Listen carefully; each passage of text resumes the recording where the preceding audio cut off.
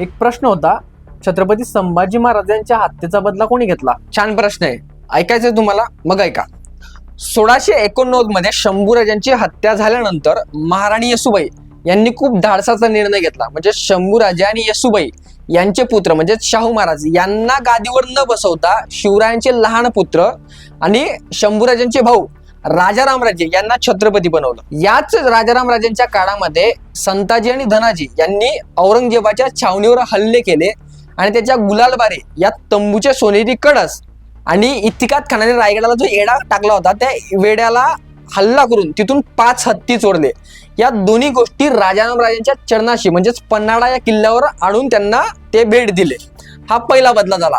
दुसरा, त्यानंतर राजारामराजे यांनी कर्नाटकाच्या जिंजीवरून मराठा साम्राज्य चालवलं आणि राजारामराजेंच्या मृत्यूनंतर छत्रपती ताराराणी यांनी मराठा साम्राज्याची गडी आपल्या हातात घेतली आणि मराठा साम्राज्य पुढे चालवत ठेवले. नंतर 1707 मध्ये शाहू महाराजांची सुटका होते आणि शाहू महाराज हे साताऱ्याला आपली राजधानी बनवतात आणि मराठा साम्राज्याला सर्वोच्च पदावर नेऊन पोहोचवतात. म्हणजेच मराठा साम्राज्य हे संपूर्ण भारतात पसरतं आणि या शाहू महाराजांनी साताऱ्याला बसून दिल्लीचे 5 बादशाह एकाच वर्षात बदलले आणि त्यातल्या फारुख सिया या बादशाला सिंहासनावर ओढून दरबारात त्याची हत्या केली, त्याचे डोळे फोडले.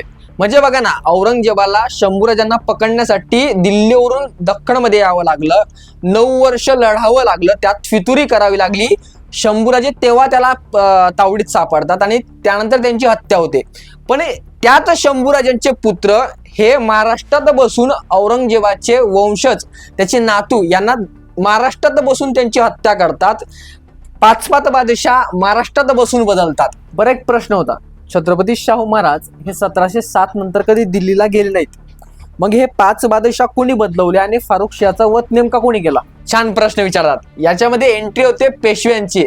याच पेशव्यांनी शाहू महाराजांच्या आज्ञेवरून दिल्लीला जाऊन 5 बादशाह बदलले, त्यातला फारुख सियाचा वध केला आणि खऱ्या अर्थानं शाहू महाराजांनी आपल्या वडिलांच्या हत्येचा बदला घेतला.